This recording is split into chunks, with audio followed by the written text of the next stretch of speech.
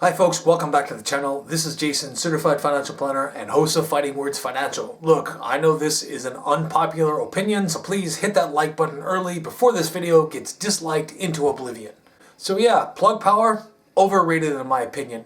It's a feel-good stock, and some of the recent performance we've seen with Plug Power, price-wise I mean, is an inkling that we are in a green energy stock bubble for the moment, and some of that frothy enthusiasm is spilling over onto companies and stocks like Plug Power. Green power solutions are all the rage right now, but set aside your enthusiasm for all things green just for a moment and let's look at the cold hard facts rationally and unemotionally. Plug Power provides hydrogen fuel cell systems that produce electricity without any sort of combustion, internal or otherwise. Plug Power systems are currently used only in a couple of niche areas, and most of Plug Power's business is dependent on a couple of prominent players, prominent customers, Amazon, Home Depot, and Walmart. Look, I'm not down on this company because I'm down on hydrogen as a fuel of the future. I actually love the idea of a hydrogen economy replacing a fossil fuel energy economy. And if you've watched some of my earlier videos, I really have taken an in-depth look at this industry or this possible solution, even though I haven't really made an in-depth video on a potential hydrogen economy. It's absolutely a better way to go than a fossil fuel energy economy, but I think that the hydrogen economy has missed its moment. And while I certainly see hydrogen as a fuel of the future in certain applications, the grand vision of John Bacchus and JBS Haldane, the folks who first came up with the phrase hydrogen economy, that's likely to never come to be, although it could have truly been something amazing. We're probably never going to see a future where hydrogen fuel cell passenger vehicles dominate highways around the world. Now, why is that? It really comes down to physics, economics, and politics. The first two out of the three are clearly working against hydrogen as a fuel of the future. And the political support that hydrogen does have clearly comes from and is funded by the oil lobby and really seems aimed at maintaining the petroleum oligarchy that controls the global energy economy. But good old-fashioned capitalism and vast improvements in battery technology and a rapidly ramping distributed renewable energy production grid are going to end the dream of a hydrogen-fueled future, at least for most applications. And if you stick around to the end of this video, I think you'll understand why.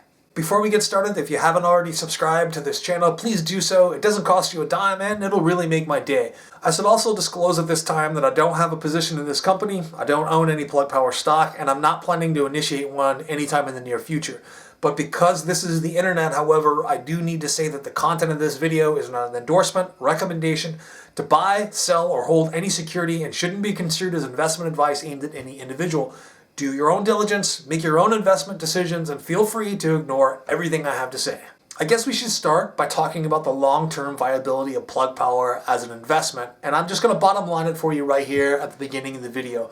At present, I don't see any reason that would compel me personally to invest in this company for the long term. It's a 20-year-old company that has never made a profit, and they're currently pursuing a hydrogen strategy that I think will ultimately fail. Let me be clear about something though. I don't think that hydrogen has no future at all. Quite the contrary, actually. I think that its applications are just going to be limited to a few different things. Mostly limited to extreme long-haul trucking, maritime shipping, and stationary power generation as backup systems, or in places that are a long way away from a working electrical grid. This still leaves a lot of opportunity for companies to grab a piece of a much smaller hydrogen economy than first was imagined. I'm just not sure that Plug Power is moving in a direction to capture a large portion of that market in the future. As I stated before, the products that Plug Power sells and is most dependent on for the revenues are currently only used in niche areas like their hydrogen fuel cell forklifts. They are commercially successful, don't get me wrong, and they're used by some prominent customers like Amazon, Home Depot, and Walmart. They're actually really widely used, in fact. The CEO of Plug Power, Andy Marsh, in a recent interview stated that during the pandemic lockdown, up to 25% of all products shipped in the United States were handled by one of their products. Their hydrogen fuel cell forklifts are a really neat technology, don't get me wrong.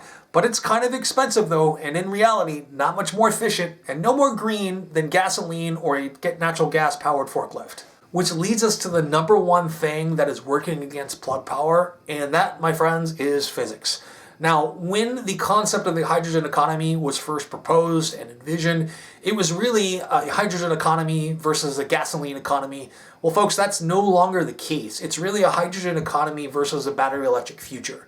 Now, it is simply a fact that most hydrogen generated today is actually made from something called the steam methane reforming reaction, which uses a fossil fuel, methane, to create hydrogen. It isn't zero emission at all, and it isn't particularly efficient. The only way to truly make green hydrogen right now is thought to be electrolysis. There are a few other methods that are under development right now, but they're not ready for prime time.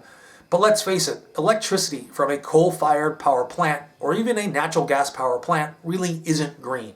Electrolysis is not a new method, and it's currently not cheaper than what is already used to produce the majority of the $2 billion of annual hydrogen production that exists today. In electrolysis, an electric current splits water into hydrogen and oxygen with no greenhouse gas waste products, like with the steam methane reformation reaction. Only if the electricity is produced with renewable resources like solar or wind would the resulting hydrogen be considered renewable and zero emission and therefore truly green. This certainly isn't the case right now, as most power from the grid actually comes from non-renewable sources, although that is set to change in the future as we expand solar and wind capacity.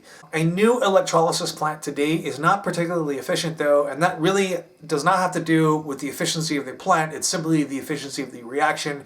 It only has an efficiency rate of about 80%. That is, the value of the hydrogen produced is about 80% of the electricity used to split the water molecule. Unfortunately, the process of creating a usable hydrogen fuel isn't complete at this stage, and you're going to lose some energy at every stage of the process, which includes compression, cooling, liquefaction, and transportation of the fuel, and then the additional fuel loss by the fuel cell itself, which is at best 60% efficient, but probably only averages around 45% efficient. Hydrogen fuel cell vehicles only generate power plant to car wheel efficiencies at best at a rate of 25%, probably slightly higher if the hydrogen is produced on site at its refueling stations via solar farm or some other kind of green energy, and you can skip the whole transportation process. This is actually a little bit better than gasoline, which averages around 16% efficiency from oil well to turning the wheels of your car. In comparison, though, to battery electric technology, solar panel to wheel efficiency or windmill to wheel efficiency for battery electric vehicles is somewhere between 70 and 90%.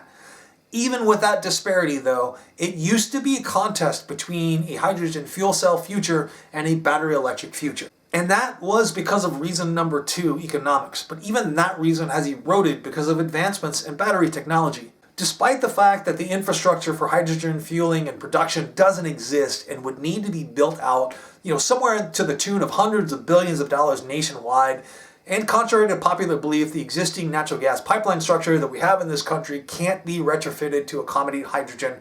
There was a possibility that this was going to happen anyway. There was a possibility that hydrogen was simply the future fuel of no choice, because despite all of this, fossil fuel supplies were projected to run out sometime after mid-21st century.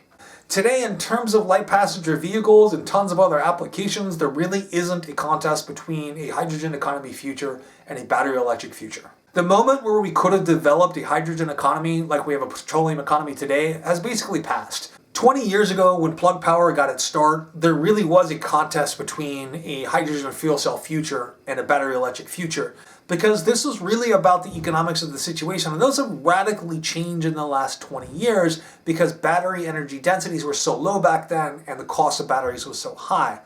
But battery energy densities have increased rapidly, and battery costs has dropped like a rock, and batteries have even gotten physically lighter. In fact, lithium-ion battery densities have tripled just since 2010 and are rapidly approaching the magic 400 watt-hours per kilogram barrier, which in a few years might make crazy things like battery-powered airplanes a reality.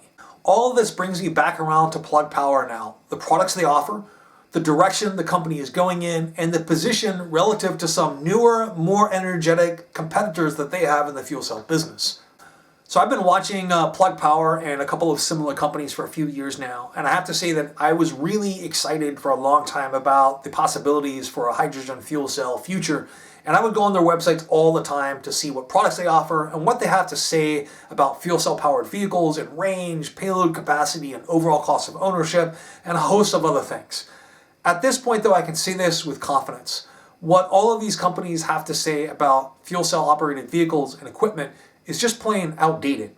Battery technology has really caught up to all of the claims that they had about hydrogen fuel cell vehicles and has surpassed them at this point. You have to remember that this company was founded 20 years ago, and to some degree, Plug Power is still stuck in the mindset of 20 years ago. So much so that even their flagship products, the ones that are most commercially viable for them, the things that they produce the best, the fuel cell operated forklift or pallet trucks, they could easily be replaced by a battery operated alternative today. There isn't any reason why forklifts can't be used like a cordless drill. Your new cordless drill today comes with 2 batteries. You use one while you work, and the other one stays plugged into the charger. And when the battery runs low, you simply swap out the battery. You don't need to invest in any hydrogen fuel infrastructure to keep it fueled. That infrastructure is already in your warehouse. It's called a wall plug. And if you need more wall plugs, getting them installed by a qualified electrician is probably going to be a heck of a lot cheaper over the lifetime of that pallet truck or forklift than having hydrogen fuel cells delivered to your location or investing in the fueling infrastructure along with the cost of hydrogen at $14 per kilogram. So am I down on Plug Power because I think that hydrogen doesn't have a future as a fuel? Absolutely not. I think that hydrogen very much has a future in 3 distinct applications, and one of them is a huge opportunity to develop fuel cell technology and the infrastructure to support it. Alright, so these are the 3 areas that I think hydrogen fuel cell technology has a real shot at developing in the future. Number 1 is battery backup power, particularly for all the new data centers and for off-grid locations. So Plug Power is already very much engaged in providing solutions in this area, and this would be particularly useful in the event of a power loss for these data centers that lasts longer than battery backup power can accommodate. And I can certainly envision a future in which all of these massive data centers that are now being built invest in such a backup power plant to their backup batteries, and I think that there is a future and there's an opportunity for Plug Power to really shine here. But they already have some stiff competition, with dozens of products already on the market competing with theirs, and nothing that I can see differentiates their products in this area. I could certainly be wrong though, and let me know in the comments below if you know something about their backup systems that I don't that sets them apart from their competition. Number 2 is actually long-haul trucking. It still isn't clear how well battery electric Class 8 trucks are going to perform under load and over time. I've seen a couple of towing tests on YouTube and a couple of academic articles written using Teslas, and their range reduction when pulling a load over rough terrain is quite concerning. I don't know if this applies to the Tesla Semi. These concerns may have already been addressed. There might be some new technological advancement that I don't know of. Once again, if you're aware of something that I'm not, or you have seen some tests that I haven't, please let me know in the comments below. There are also some concerns regarding how well the battery-only semis are going to operate in extremely cold weather or extremely remote environments. And it might be that a range-extended electric drivetrain will end up having either a hydrogen fuel cell or a natural gas generator on board to recharge the batteries en route, the way that Nikola Motors originally envisioned. Plug Power has only recently dipped its toes in the water to some regard with some recent initiatives, and once again, they already have some competitors that are pretty far ahead of them. The third area that I see hydrogen possibly taking over as a fuel of the future, and in some ways is what I think is probably the most likely, is in maritime shipping. Mostly because the mandate for change has already been put in place by governments around the world, and many port cities have bunker fuel bans going into effect sometime in the next 10 years. If you don't know what bunker fuel is, it's an extremely dirty fuel that's burned and creates a lot of pollution. Also, it would be easier to develop the hydrogen fueling infrastructure for cargo ships and barges since we know where they dock, and that limits the number of places you need to develop refueling stations for the fleet. As far as I can tell, Plug Power isn't interested at all in this application of hydrogen fuel cell technologies, even though their competitors are, and countries like the United States, Norway, France, and Japan are all exploring the possibilities of hydrogen fuel cell for maritime shipping, and a lot of them have pilot programs in place. A good place to start researching this, if you're an English speaker, is the Maritime Fuel Cell Generation Project, sponsored by the U.S. Department of Energy. I'll put a link to the project report in the video description below, and I know that it's really, really long. It's over 200 pages long, but if you really want to understand the future of hydrogen fuel cell technology for maritime shipping, you should start there. So if I take a step back and I add up all of my concerns that I have right now with Plug Power regarding their current product offering, the direction of the company, and where I think the opportunity for a hydrogen fuel cell future lies, I don't think that the current price of Plug Power is justified by any means. Even under a model evaluation of potential growth, I can't justify the current price. I think it's more likely that Plug Power, despite the recent performance of their stock, is riding a wave of investor mania in all things green tech right now, and they haven't done much to differentiate themselves from their competition. And they do have competition out there that have really good products. Among their competitors, I would even hesitate to drop any serious cash, although I do find one of them promising. I haven't completed my research on this company right now, so I'm not gonna mention it by name, but I might come out with another video on another hydrogen fuel cell company here pretty soon. There might be an opportunity for linear growth over time with Plug Power, but I don't really see that opportunity for the exponential growth that we're looking for when we put our funds into an individual stock. This is something that if I held it through a mutual fund, an index fund, or an ETF, I'm not going to be upset about it, but it's generally not where I'm going to take my dollars and sink a lot of money into it and take a lot of risk. You know, I do that frequently with individual stocks that I think have that exponential growth potential. This simply isn't one of those investments. Anyway, folks, these are just my thoughts about Plug Power. This is not where I would put my money in today. If you can disagree with me, that's fine. Let me know in the comments below. Please don't accept this as any instruction to buy, sell, or hold Plug Power. It's not a recommendation aimed at an individual. Make your own decisions. Thank you very much, guys. I look forward to hearing from you, and I'll see you next time.